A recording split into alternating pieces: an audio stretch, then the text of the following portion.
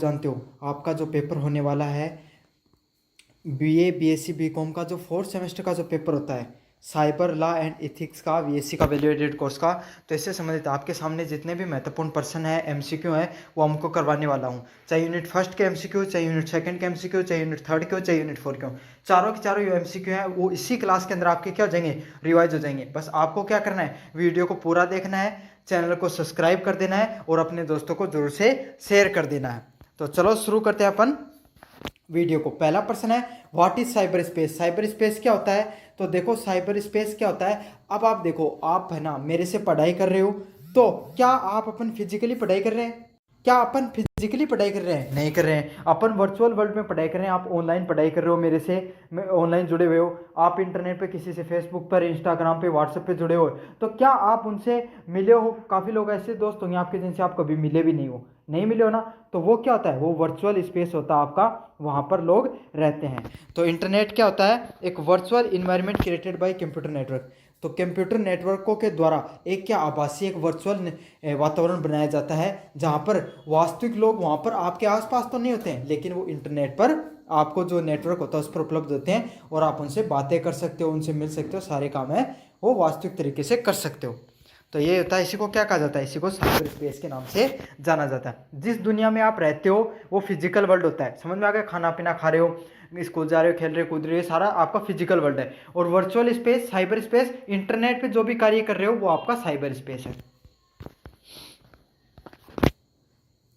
Cyber jurisdictions किससे संबंधित है, तो साइबर जुडिशंस किससे संबंधित होता है, ये संबंधित होता है, ये देखो नॉर्मल जुडिशरी होती है ना, नॉर्मल जो न्यायिक प्राधिकरण के जो नियम होते हैं वो किससे होते हैं। जैसे आपने कोई किसी के घर चोरी हो गई, किसी का कत्ल हो गया, किसी का झगड़ा हो गया, तो इस प्रकार के जो क्रिमिनल रिकॉर्ड होते हैं वो क्या होते हैं, आपके जो फिजिकल वर्ल्ड हो गया, आपका जो ये जो रियल दुनिया है उसके अंदर ये सब प्रकार के क्राइम होते हैं। लेकिन अब आपको पता है आपका एक स्पेस कौन सा होता है, एक वर्चुअल स्पेस भी होता है। अब वर्चुअल स्पेस में, अब भाई वर्चुअल स्पेस हो गया तो क्राइम भी होंगे वहां पर, तो उनको समझने के लिए उनसे संबंधित जो नियम और कायदे बनाए जाते हैं उसी को क्या कहा जाता है, साइबर जुरिडिक्शन के नाम से उनको जाना जाता है। तो इसका सही आंसर क्या होगा, law governing cyber space and digital activities. Cyber space और डिजिटल गतिविधियों को जो कानून नियंत्रित करते हैं उनको क्या कहा जाता है, साइबर जुरिडिक्शन के नाम से जाना जाता है।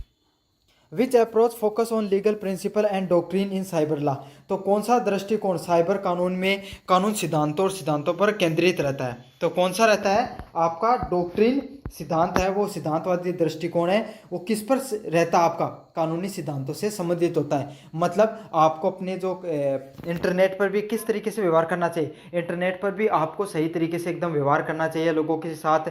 इंटरनेट पर भी आपको क्या करना चाहिए, अच्छे जैसे आप आम दुनिया में सभ्य लोगों से सही तरीके से लोगों से बात करते हो वैसे भी इंटरनेट पर आपको काम करना चाहिए, इंटरनेट पर भी आपको लोगों से वैसा ही व्यवहार करना चाहिए। तो इसी को क्या कहा जाता है, इसी को कहा जाता है साइबर स्पेस से संबंधित नियम, वो भी कौन से, सिद्धांतवादी। अगले वाला साइबर इथिक्स का क्या अर्थ होता है, तो साइबर नैतिकता क्या होती है, जैसे अपनी जो वास्तविक दुनिया होती है उसके अंदर नैतिकता का क्या अर्थ होता है कि भाई आपको जो बड़े बुजुर्ग हैं उनके आपका सेवा करनी चाहिए, उनसे अच्छे से प्यार, मतलब उनका आदर सम्मान करना चाहिए, जीव जंतु उनकी रक्षा करनी चाहिए, पेड़ पौधे लगाने चाहिए। तो यह क्या आपकी समाज से या फिर जो आपकी फिजिकल वर्ल्ड है उसकी नैतिकता है। वैसे ही आपकी नैतिकता कहाँ पर होती है, साइबर वर्ल्ड में भी होती है। वहाँ पर भी आपको क्या कमेंट वगैरह, आपको कोई गलत कमेंट नहीं करना चाहिए, कोई रिलीजियस कमेंट करने से बचना चाहिए जिससे क्या हो सके, रिलीजियस कोई भी झगड़े वगैरह ना हो इस चीज़ से संबंधित। तो इस प्रकार की वहाँ पर भी नैतिकता से रहने को क्या कहा जाता है, साइबर इथिक्स के नाम से जाना जाता है। मतलब बढ़िया तरीके से व्यवहार करना आपको इंटरनेट पर, वही साइबर इथिक्स कहलाता है। डिजिटल दुनिया में नैतिक व्यवहार के नाम से जाना जाता है उसको। साइबर जुरिडिक्शन का क्या अर्थ होता है, what do you mean by cyber jurisdiction, तो साइबर जुरिडिक्शन क्या होता है, लीगल अथॉरिटीज़ और इंटरनेट रिलेटेड केसेस। तो इंटरनेट से संबंधित मामलों पर कानूनी अधिकार किससे संबंधित, किस में आते हैं, आपको साइबर जुरिडिक्शन से संबंधित आते हैं। मतलब इंटरनेट पर जो भी आपको कोई इंसान किसी के साथ फ्रॉड हो गया, किसी ने किसी के साथ गलत कर लिया, तो उसी को क्या कहा जाता है, साइबर जुरिडिक्शन के अंतर्गत चीज़ों को जाना जाता है।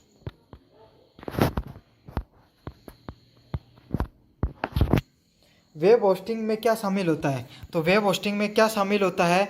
सर्वर पर जो वेबसाइट और फाइल्स को स्टोर करना। जैसे आपको पता, आप अपनी जो फ़ोटो हो गई, आपकी पीडीएफ वगैरह हो गई, आप उसको गूगल ड्राइव पे भी डालते हो, फोटोज़ पे भी डालते हो, तो वो जो जहाँ पर आप अपनी वर्चुअली जितने डॉक्यूमेंट वगैरह होते हैं उनको स्टोर कर सकते हो, फाइल वगैरह को स्टोर कर सकते हो, उसी को क्या कहा जाता है? वेब होस्टिंग के नाम से जाना जाता है, वेब क्लाउड के नाम से भी जाना जाता है। तो सर्वर पर अपनी वेबसाइट और फाइल्स को स्टोरी करना किस नाम से जाना जाता है?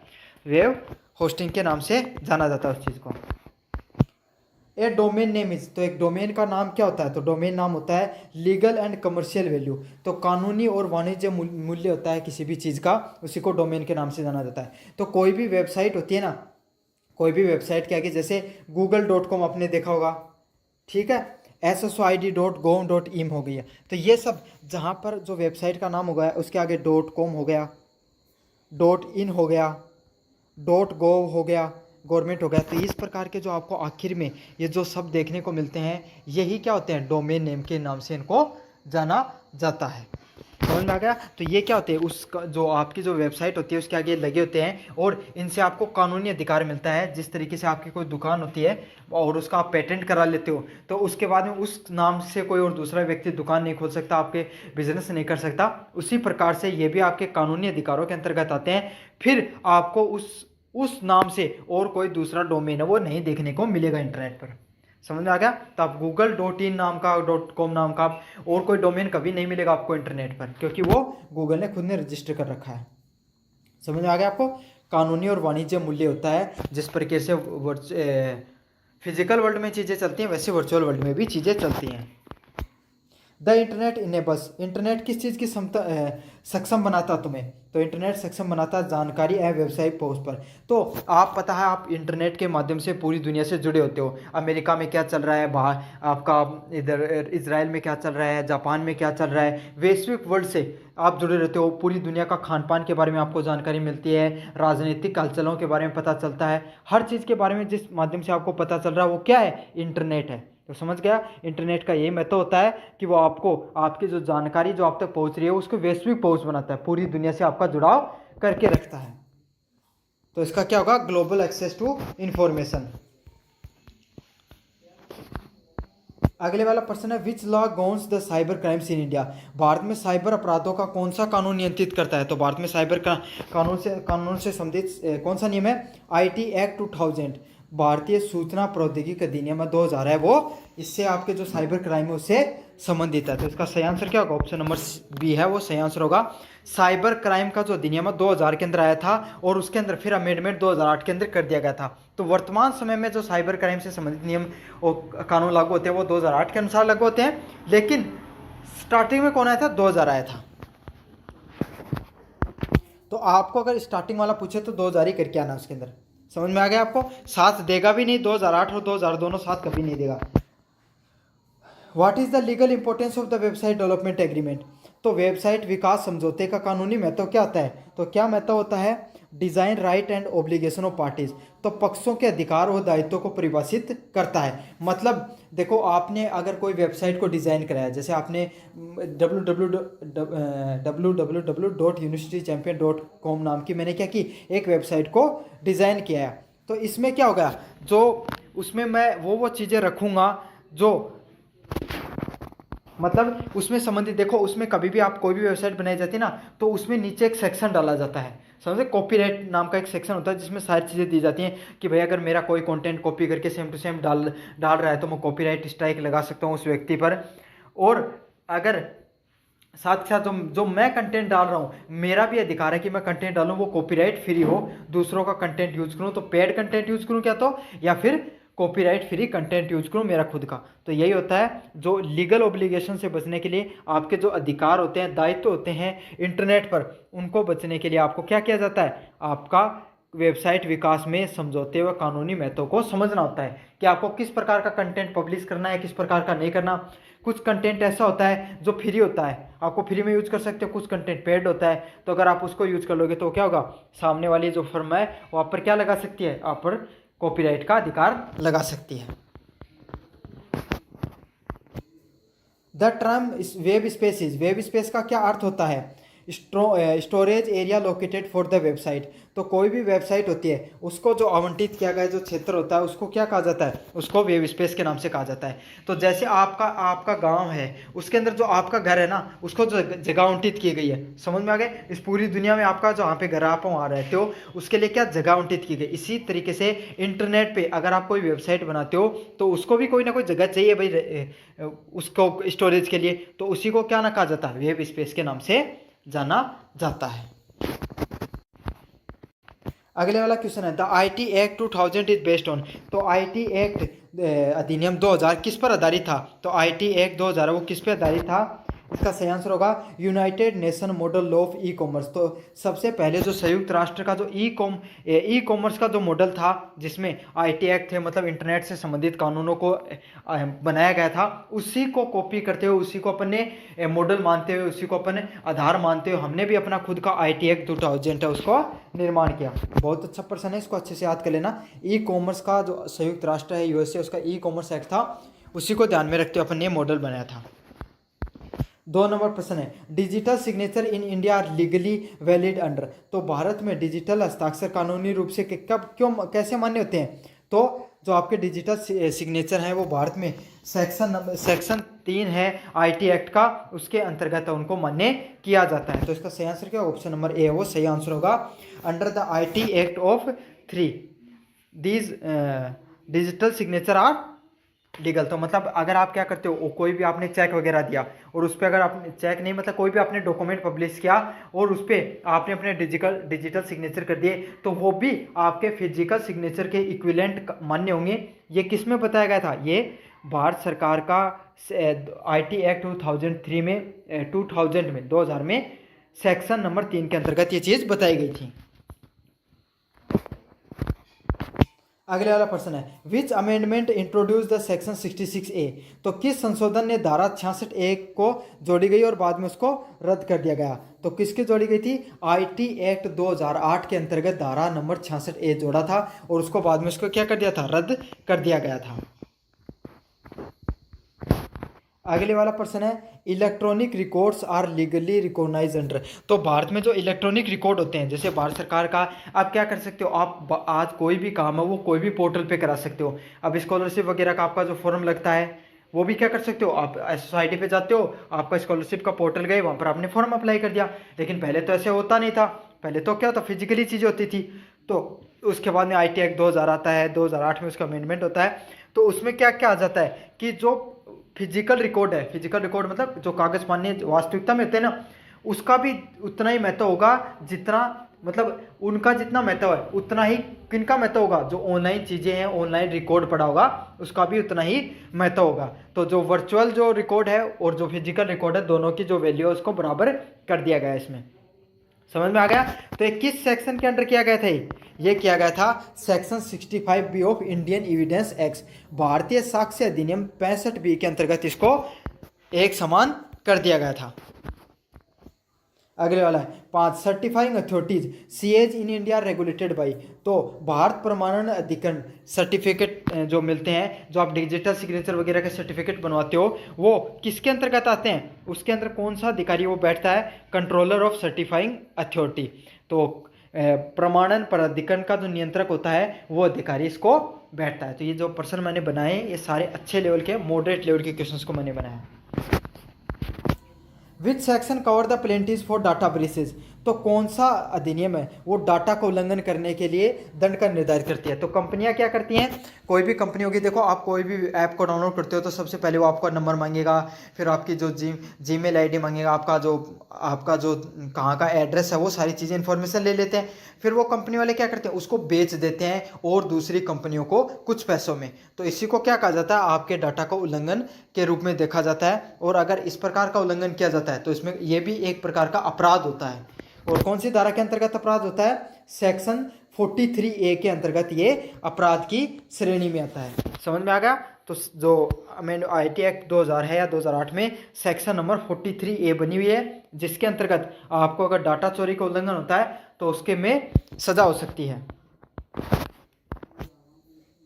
Cyber appellate tribunal, cyber appellate tribunal का स्थान लिया गया। तो कौन सा था जिसने साइबर अपीलियट, जो पहले ट्रिब्यूनल हुआ करती थी। ट्रिब्यूनल क्या होते हैं, एक छोटे कोर्ट होते हैं जो एक स्पेशल प्रोसीजर के लिए बनाए जाते हैं। मतलब जैसे ये साइबर ट्रिब्यूनल किससे संबंधित होते हैं, ये संबंधित होते थे आपके जो साइबर से संबंधित क्राइम होते हैं उनको देखने के लिए, उनको जुडिशरी करने के लिए इनका प्रयोग में लिया जाता था। तो अब उनको बदलकर किसका जगह ले लिया, टेलीकॉम डिस्प्यूट ट्रिब्यूनल ने ले लिया। पहले ये वाले ट्रिब्यूनल होते थे, लेकिन अब कौन से होते हैं, अब होते हैं टेलीकॉम डिस्प्यूट ट्रिब्यूनल के नाम से उनको जाना जाता है। तो इसका सही आंसर क्या होगा, ऑप्शन नंबर बी वो सही आंसर होने वाला है। 8 नंबर प्रश्न की बात करूं, section 69 provide the immunity to. तो जो सेक्शन नंबर 69 है वो किसको प्रतिरक्षा है, रक्षा प्रदान करने का कार्य करता है। तो किसको करता है, नेटवर्क सर्विस प्रोवाइडर को। तो जो धारा नंबर 79 है वो जो नेटवर्क का जो प्रोवाइडर होता है, जो नेटवर्क को प्रोवाइड कराता है आपको, उसको क्या करता है, सुरक्षा प्रदान करता है। अब वो किस प्रकार की सुरक्षा प्रदान करता है, उस जैसे आप जियो की सिम को यूज कर रहे हो और उसमें क्या कर दिया आपने, अननोन नंबर्स को, बहुत ज़्यादा अननोन नंबर्स को आपने कॉल वगैरह कर दिया, तो इस पर क्या होगी, आप पे FIR होगी।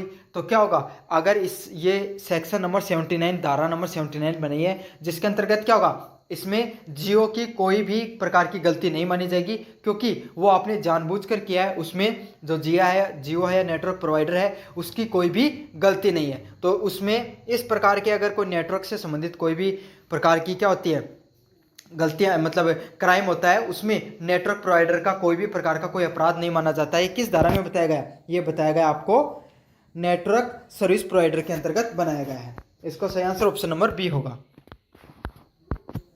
Which is not a cyber crime. तो IT अधिनियम के तहत कौन सा साइबर अपराध नहीं है, तो कौन सा नहीं है इसमें से, कॉपीराइट इनफ्रिंगमेंट, कॉपीराइट उल्लंघन है वो एक प्रकार का क्या नहीं होता है, इसमें साइबर अपराध में नहीं होता है। बाकी हैकिंग हो गया, फिशिंग हो गया, ऑनलाइन जुआ हो गया, ये सारे के सारे किस में आएंगे, साइबर अपराध के अंतर्गत आपके आते हैं। Adjusting for cyber offence is done by, cyber अपराधों का न्याय निर्णय किया जाता है। तो जो साइबर अपराध होते हैं उनका जो जुरिडिक्शन किया जाता है, तो वो किसके द्वारा किया जाता है, तो साइबर अपराधों का जो जुरिडिक्शन किया जा रहा है वो किसके द्वारा किया जाता है, एडजस्टिंग ऑफिसर के द्वारा किया जाता है, न्याय निर्णयन अधिकारी के द्वारा आपका जो साइबर अपराध है उनके निर्णयों को लिया जाता है। तो ये एक अधिकारी होता है जिसका कार्य यही होता है कि जो साइबर अपराध से संबंधित कोई अपराध हो गया उसको देखने का कार्य किसका होता है, एडजस्टिंग ऑफिसर का होता है। Section 43A of IT act deals with, तो IT एक्ट का जो 40 धारा नंबर 43A किससे संबंधित है, ये संबंधित होती है आपको डेटा उल्लंघन के मुआवजे से संबंधित। तो compensation for the data breach, मतलब अगर आपने कोई भी, मैंने बताया था ना 43A किससे संबंधित होगी, डेटा उल्लंघन से संबंधित होगी। तो अगर कोई भी व्यक्ति है डाटा का उल्लंघन करते हुए पाया जाता है, जो आपका डाटा है उसको बिना पूछे किसी और को बेचने का कार्य करता है, तो उसको क्या होता है, उसको उल्लंघन करने पर मुआवजा देना पड़ सकता है और सज़ा भी होती है। तो ये किसके अंतर्गत आती है, जैसे अगर आपके घर में कोई चोरी कर ली तो उसको जो सज़ा होती है और चोरी होती है ना, उसी तरीके से डेटा को भी चोरी माना जाता है, क्योंकि वो भी एक आपकी प्राइवेट प्रॉपर्टी की तरह देखी जाती है। The validity period of digital signature certificate is, तो डिजिटल सिग्नेचर सर्टिफिकेट की कितने दिन की अवधि होती है, तो कितने दिन की होती है, हैज स्पेसिफाई बाय CA। तो जो प्रमाणन अधिकारी है वो उस पर लिख दे भाई इतने दिन तक ये डिजिटल सिग्नेचर मान्य होगा, उतने दिन तक उसकी डेट होती है। तो किस पर डिपेंड करता है, आपका जो CA होता है, सर्टिफाइंग अथॉरिटी ऑफिसर होता है, उस पर डिपेंड करती है। Which section define the electronic records, तो कौन सी धारा इलेक्ट्रॉनिक अभिलेख को परिभाषित करती है, तो कौन सी करती है, सेक्शन 2T, जो धारा नंबर 2T है वो आपको इलेक्ट्रॉनिक अभिलेख है, इलेक्ट्रॉनिक जो रिकॉर्ड है उसको क्या करती है, डिफाइन करती है कि कौन सा रिकॉर्ड है वो आपका इलेक्ट्रॉनिक्स के अंतर्गत आने वाला है। समझ में आ गया आपको। तो जैसे कि आपका जो फिजिकल रिकॉर्ड हो गया, आपके जो डॉक्यूमेंट हो गए, ये सब चीज़ किस में आएंगी, जो आपके जितने भी डॉक्यूमेंट आपने डिजी लॉकर पे डाल रखे हैं, VCID, ये सब किसके अंतर्गत आएंगे, आपके इलेक्ट्रॉनिक रिकॉर्ड्स के अंतर्गत आते हैं। या सरकार से संबंधित जो भी योजनाएं हो गई, पोर्टल हो गए, काफ़ी बार क्या होती है, सरकार काफ़ी डॉक्यूमेंट को पब्लिश करती है ना, तो वो सब चीज़ भी किस में आते हैं, आपके इलेक्ट्रॉनिक रिकॉर्ड में आते हैं। Cyber appeal tribunal was establish under, तो साइबर अपीलीय जो ट्रिब्यूनल है वो किसके अंतर्गत आती है, वो कौन सी धारा के अंतर्गत आती है? सेक्शन नंबर 48 के अंतर। तो जैसे अपने जो न्यायालय होते हैं ना, नॉर्मल न्यायालय होते हैं, वैसे ही साइबर से संबंधित साइबर अपीलीट ट्रिब्यूनल होते हैं। Maximum penalty under the section of 66F। तो धारा की जो 66F की साइबर आतंकवाद के तहत अधिकतम दंड कितने साल का हो सकता है? तो अगर आप साइबर आतंकवाद करते हो, मतलब एक साथ बहुत सारे लोगों को ठगी करने का काम करते हो, देशद्रोह का कार्य कर रहे हो इंटरनेट के माध्यम से, उसी को साइबर आतंकवाद के नाम से जाना जाता है। तो इसमें कितने साल की सज़ा हो सकती है? आपको आजीवन, पूरी जिंदगी भर की भी सज़ा हो सकती है। तो इसका सही आंसर ऑप्शन नंबर सी होने वाला है। अगली यूनिट की बात करें तो अगली यूनिट है यूनिट नंबर 3। तो जो साइबर कानून की प्राथमिक आवश्यकता क्या होती है? What is the primary need of cyber law? तो जो साइबर क्राइम होती है उसकी प्राथमिक जो आवश्यकता क्या होती है? तो डिजिटल अपराधों से निपटना। तो साइबर जो आपके जो कानून होते हैं उसका क्या कार्य होता है कि भाई आपके किसी भी प्रकार के जो अपराध हो रहे हैं, जो ऑनलाइन अपराध हो रहे हैं, उनसे उनको निपटना होता है, वही तो साइबर कानून का कार्य किया जाता है। तो जो नॉर्मल कानून होते हैं उनसे क्या होता है भाई, जो फिजिकल वर्ल्ड में जो आपके किसी प्रकार के जो अपराध हो रहे हैं उनसे निपटना, उनको कंट्रोल करना, वैसे ही साइबर क्राइम से संबंधित कानून को नियंत्रण करना इनके अधीनस्थ आता है। साइबर नैतिकता का क्या महत्व होता है? What is the significant of cyber ethics? तो जो साइबर नैतिकता है उसका क्या महत्व होता है? ऑनलाइन जिम्मेदार ऑनलाइन व्यवहार को बढ़ावा देना, to promote the responsible online behaviour. मतलब आपका जो बिहेवियर है उसको साइबर नैतिकता में क्या होता है? उसका सही तरीके से जो व्यवहार है उसको बढ़ावा देना। मतलब आप क्या लोगों के साथ अच्छे से बिहेव करोगे, इंटरनेट पर सही से कमेंट वगैरह करोगे, सही से मैंने बताया धार्मिक भावना वगैरह है उसको भड़काने का कार्य नहीं करोगे, देशद्रोह का कार्य नहीं करोगे। इसी को क्या कहा जाता है? साइबर नैतिकता के नाम से जाना जाता है। एआई में नैतिकता से संबंधित प्रमुख मुद्दा कौन सा है? तो एआई में जो नैतिकता से संबंधित जो प्रमुख मुद्दा क्या होता है? एल्गोरिदम पक्षपात, एल्गोरिदम बायसनेस होता है। तो जैसे देखो चाइना का जो एआई है डीप सीक होता है, तो उसमें चाइना गवर्नमेंट से संबंधित आप कोई भी इन्फॉर्मेशन निकाल दो वो आपको बिल्कुल भी नहीं देगा। उससे संबंधित अगर आप कुछ अगेंस्ट में चीज़ें पूछना चाहोगे वो बिल्कुल भी नहीं बताएगा। क्यों? क्योंकि उसको जो डाटा उपलब्ध कराया गया है जिसके आधार पर वो आंसर देता है उसमें यही इंस्ट्रक्शन दिए गए हैं कि आपको चाइनीज़ गवर्नमेंट के खिलाफ बिल्कुल भी कुछ नहीं करना है, कुछ भी नहीं बोलना है, और आपको चाइनीज़ सुप्रीमेसी दिखानी है, चाइना को सुप्रीम दिखाना है। समझ में आ गया आपको? तो इस प्रकार के एल्गोरिदम को, इस प्रकार के बायसनेस को उसने यूज किया है। तो यही होती है जो एआई से नैतिकता का यही खतरा होता है कि वो क्या करती है, एल्गोरिदम उसका क्या किया जा सकता है? बायस किया जा सकता है, कंट्रोल किया जा सकता है उसको। तो किसी लिंग आपके आधार पे या फिर आपको जो जाति के आधार पे, धर्म के आधार पे, रंग भेद के आधार पे अगर आपने एल्गोरिदम को हैक मतलब बायसनेस कर दिया तो उसी के खिलाफ वैसे ही जवाब देगा। ब्लॉकचेन प्रौद्योगिकी के साथ कौन सी नैतिकता जुड़ी होती है? Which ethical concern is associated with the blockchain technology?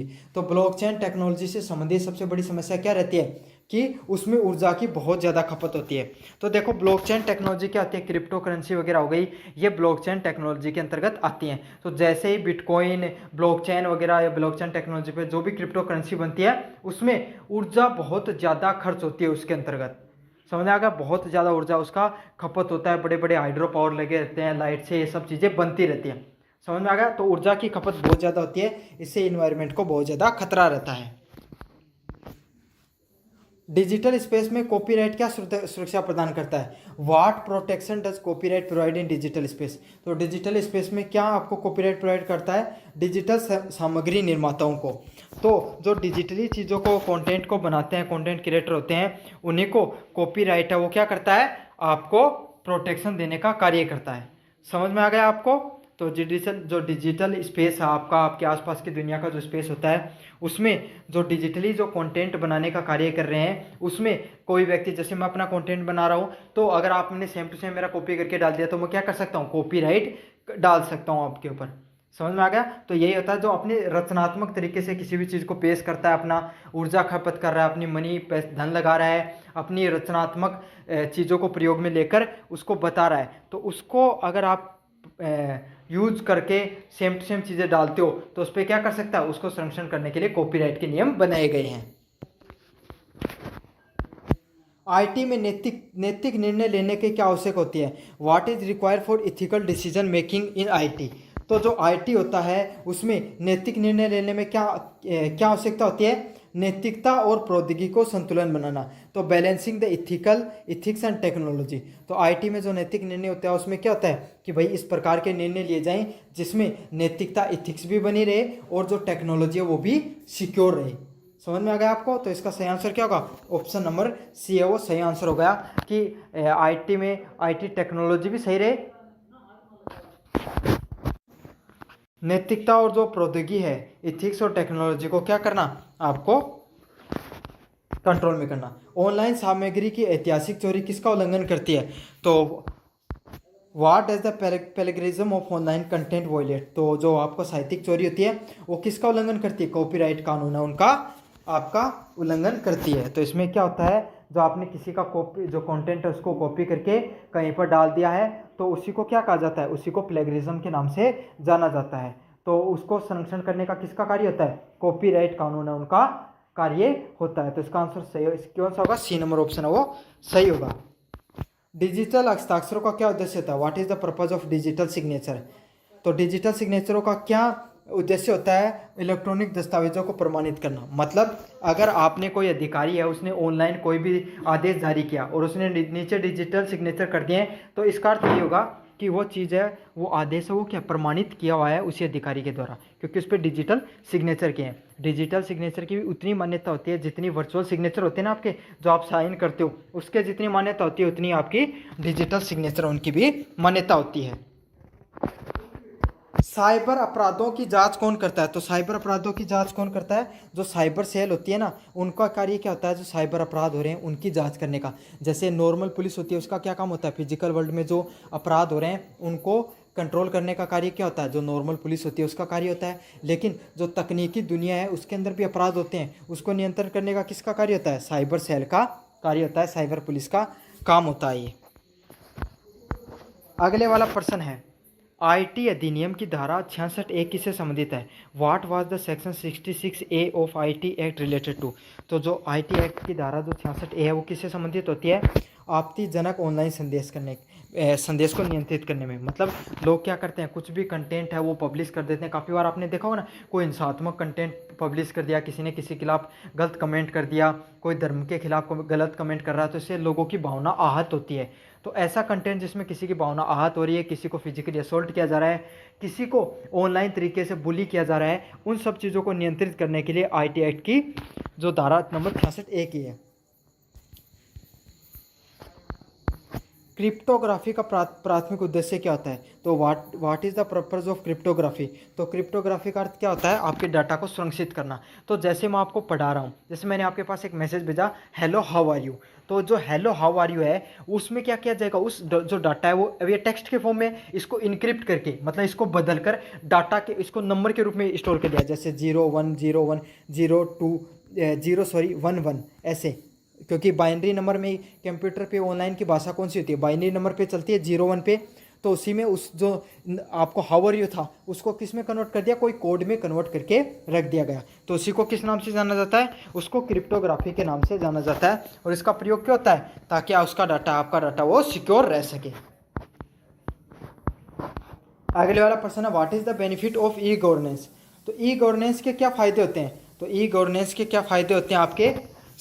भाई अगर आपको कोई एक बात सोचो, एक आपको छात्रवृत्ति का फॉर्म भरवाने के लिए आपको कोई ऐसे कह दे कि आपका जिला के जो सेंटर समाज कल्याण भवन होता है वहाँ पर जाओ आप, या फिर आप अपने घर पे बैठे उस फॉर्म को भर लो, तो कौन सा सुविधाजनक कार्य होगा? आपके घर पे बैठे हो वो, ऐसे समझो कि ऑनलाइन फॉर्म भराने के लिए आपको पोस्ट ऑफिस के थ्रू भरना पड़े और एक आज के समय आप ऑनलाइन भर रहे हो, तो कितना फर्क हो गया ना। तो ऑनलाइन जो ई गवर्नेंस होती है, इलेक्ट्रॉनिक गवर्नेंस होती है, ऑनलाइन जितने भी पोर्टल चालू किए गए, क्यों किए गए? ताकि सरकारी सेवाएं हैं वो हर व्यक्ति तक आसानी तक पहुंच सकें। ये आपकी यूनिट नंबर 3 उसको रिवाइज करा दिया। अब अपन बात करेंगे यूनिट नंबर 4 की तरफ। Intellectual property IP refers to, तो बौद्धिक संपदा किससे संबंधित होती है? तो बौद्धिक संपदा है वो किससे संबंधित होती है आपकी? वो संबंधित होती है creating of the mind like invention, literary work and symbol. तो आपको जो बौद्धिक संपदा क्या होती है, बौद्धिक संपदा होती है कोई भी व्यक्ति अपने रचनात्मक तरीके का प्रयोग करके अपना दिमाग लगाकर क्या करता है, कोई भी प्रकार का कंटेंट है उसको बनाता है। जैसे कोई किसी इंसान ने कोई आविष्कार किया, कोई साहित्य कार्य, कोई कहानी लिखी और कोई प्रतीकों का प्रयोग किया, तो उसी को क्या कहा जाता है, उसी को कहा जाता है आपको बौद्धिक संपदा के नाम से उसको जाना जाता है। अगले वाला प्रश्न है कॉपीराइट प्रोटेक्ट्स। तो कॉपीराइट किसकी, अगले वाला प्रश्न है कॉपीराइट किसकी सुरक्षा करता है। तो कॉपीराइट किसकी सुरक्षा करता है, लेखकत्व के मूल कार्य जैसे पुस्तक, संगीत और सॉफ्टवेयर। तो कॉपीराइट का क्या क्या कार्य होता है, वो जो कोई भी लेखक करने वाला है, कोई भी जो अपना मूल कार्य करता है, ओरिजिनल क्रिएटिविटी करके कोई कार्य करता है, उसको संरक्षण करना, उसके कार्यों को संरक्षण करना किसमें कहलाता है, कॉपीराइट के नियमों के अंतर्गत आता है। जैसे कोई भी बुक लिखी है किसी ने म्यूजिक बनाया, किसी ने सॉफ्टवेयर बनाया, उन सबको आपको सुरक्षा प्रदान करने का कार्य किसका होता है, कॉपीराइट का कार्य होता है। 3 नंबर प्रश्न की बात करूं, ए पेटेंट्स गिव द इन्वेंटर। तो एक पेटेंट का आविष्कार का क्या कार्य होता है, तो एक पेटेंट का जो आविष्कारक होता है उसका क्या कार्य होता है, उसका कार्य होता है आपको किसी विचार का आजीवन स्वामित्व, exclusive right to an invention for a limited time. तो किसी भी व्यक्ति को पूरे जीवन भर के लिए क्या दे दिया गया, आपको स्वामित्व दे दिया गया, उसी को क्या कहा जाता है, इन्वेंटर के नाम से जाना जाता है। ट्रेड सिगरेट तो ट्रेड सिगरेट होते हैं वो किससे संबंधित होते हैं, आपके ट्रेड सिगरेट है वो किससे संबंधित होते हैं, आपके गोपनीय व्यापारिक जानकारी जो प्रतिस्पर्धात्मक लाभ प्रदान करती है। जैसे कि हर कंपनी का आपको पता है, कोई भी कंपनी होती है उसकी कोई ना कोई सिगरेट्स फॉर्मूले होते हैं जिसके थ्रू वो क्या करती है, मार्केट में ज़्यादा जल्दी सफल होती है। तो अगर वो हर कंपनी के डाटाबेस में उसको स्टोर किया जाता है, लेकिन किसी ने उसको क्या किया, उसको हैक करके और उसको पूरी दुनिया के सामने रख दिया, तो क्या हुआ, अब दूसरी कंपनियां वो उसको उस फॉर्मूले को यूज कर वो भी क्या कर लेंगी, कंपटीशन उसका इंक्रीज हो जाएगा। तो इसी को क्या कहा जाता है, ट्रेड सीक्रेट के नाम से जाना जाता है। कोई भी कंपनी हो गई, उसकी जो गोपनीय जानकारी होती है उसको पब्लिश करके प्रतिस्पर्धा का लाभ करना ट्रेड सीक्रेट के अंतर्गत आता है। अगले वाला प्रश्न है प्लेगरिज्म, साहित्यिक चोरी क्या होती है। तो साहित्यिक चोरी होती है कोई भी व्यक्ति हो गई उसको बिना अनुमति या श्रेय दिए उसके कार्य को उपयोग में लेना ही प्लेगरिज्म की श्रेणी में आता है। तो इसका सही आंसर क्या, ऑप्शन नंबर ए होगा, using someone else work without permission और क्रेडिट। तो कोई भी आदमी है उसको श्रेय नहीं दिया कि भाई उसका कार्य ये है और उसका कंटेंट आपने यूज कर लिया। समझ में आ गया, जैसे आपने मेरा सेम टू सेम वीडियो उसको अपलोड कर दिया, मुझे श्रेय भी नहीं दिया, भी नहीं पता है कि यूनिवर्सिटी चैंपियन यूट्यूब चैनल के थ्रू ये डाला गया है। समझ में आ गया, तो उसी को क्या कहा जाता है, उसको आपको प्लेगरिज्म की श्रेणी में रखा जाता है।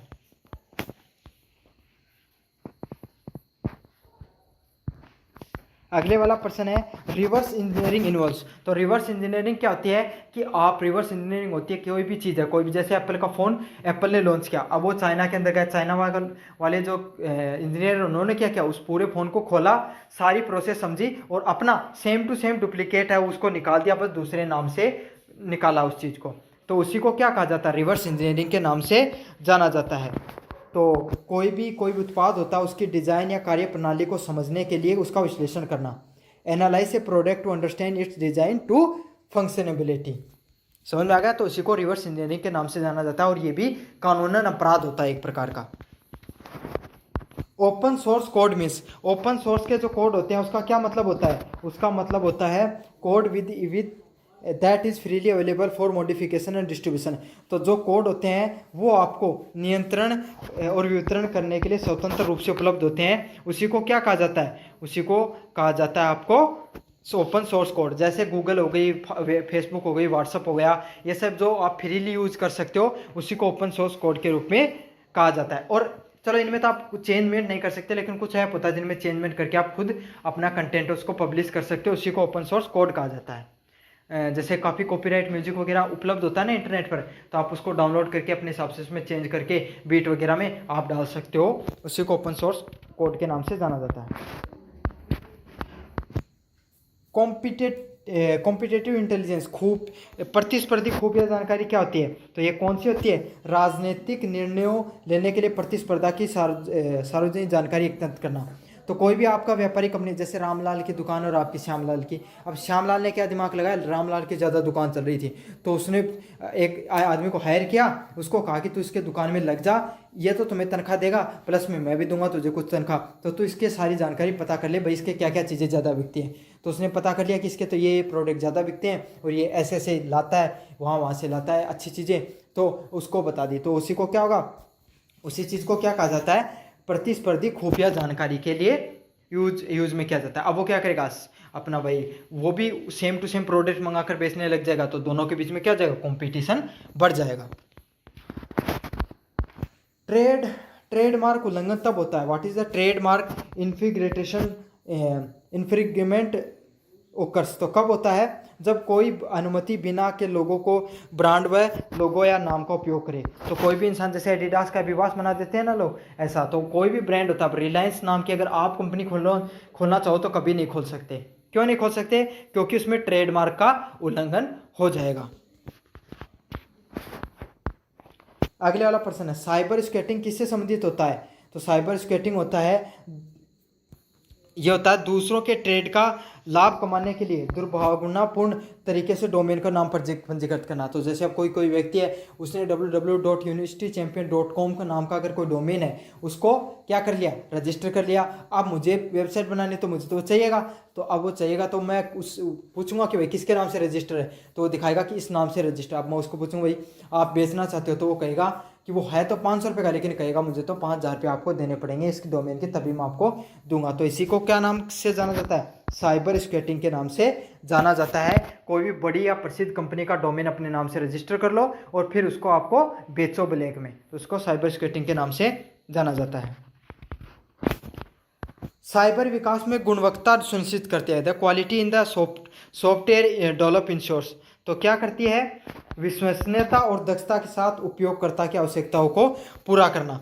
तो आपको पता है भाई, कोई भी अगर आपने ऐप डेवलप किया है, कोई भी सॉफ्टवेयर को डेवलप किया, तो उसको इस तरीके से डेवलप किया जाए ताकि जो यूज़र होता है उसको चलाने में अच्छा है, इन्जॉयमेंट कर सके वो उसको, और विश्वसनीयता, उसकी जो क्रेडिबिलिटी है लोगों में, वो भी बनी रहे। तो ये है आपका साइबर एंड स्पेस से संबंधित जितने भी महत्वपूर्ण एमसीक्यूज थे, मैंने उनका जो आपको पूरा कंप्लीट रिवीजन करा दिया, यूनिट 1 का, यूनिट 2, यूनिट 3 और यूनिट 4 का। तो आपको क्या करना है, चैनल को सब्सक्राइब कर देना, वीडियो को लाइक कर देना और अपने दोस्तों को जरूर से शेयर कर देना है। धन्यवाद।